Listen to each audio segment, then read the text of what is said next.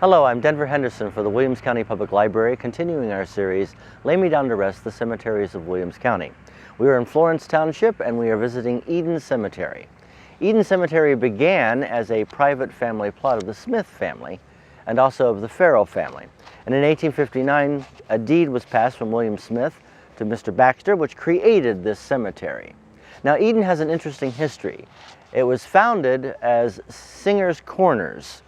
That's what this area was called. And then when it got a post office, it became Weston, W-E-S-T-O-N. However, there was already a Weston, Ohio, and as the Post Office Service said you couldn't have two post offices with the same name, they adopted the name Edon. Now, why our Edon is spelled with an O and not an E is lost to the mysteries of time. But this cemetery has been here officially since 1859.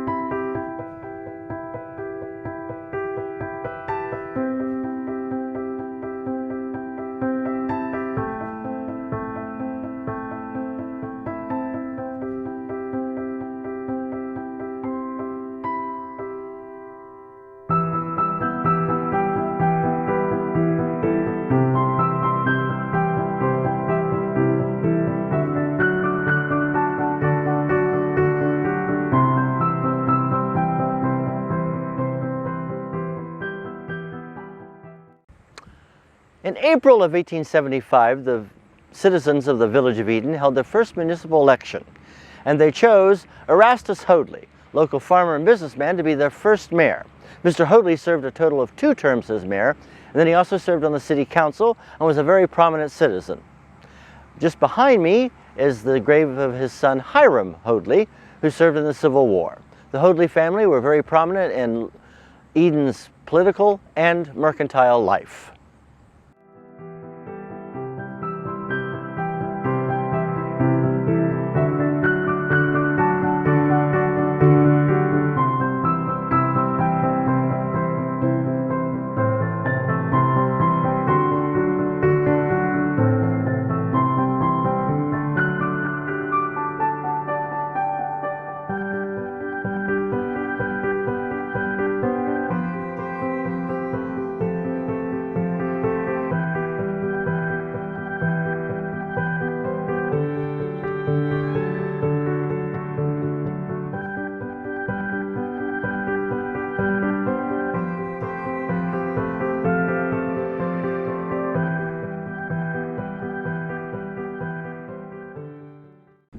I am standing at the grave of Christian Mowerhan, a man who we know very little about, probably a typical citizen, lived, died, married.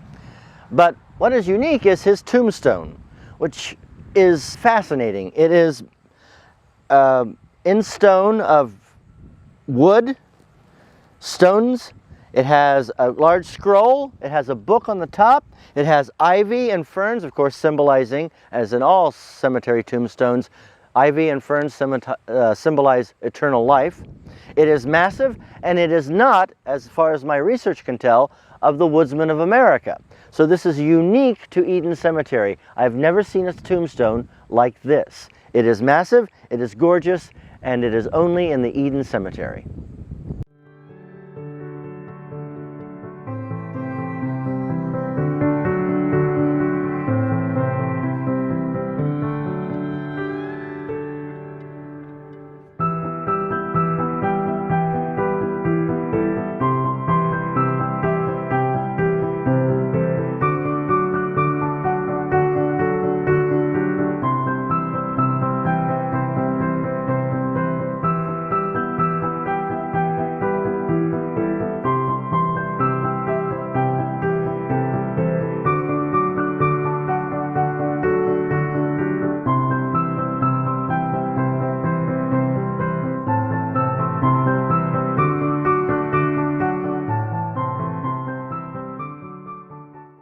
Continuing with unique tombstones, we are at the Kaltenbach family plot.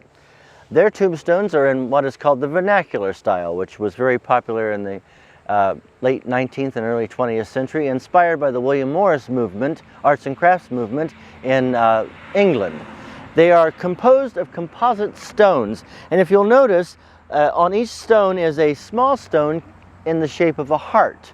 Also, the names and dates are small tiles, and on the back side of this is the true marker of Wayne Kaltenbach, which is also composed of stones.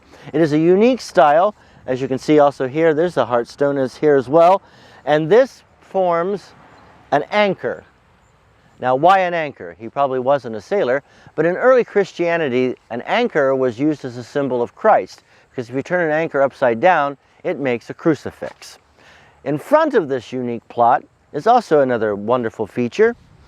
This plot has decided to put a pudding stone in the center of it. A pudding stone is called that because the aggregate in the stone looks like raisins in a plum pudding.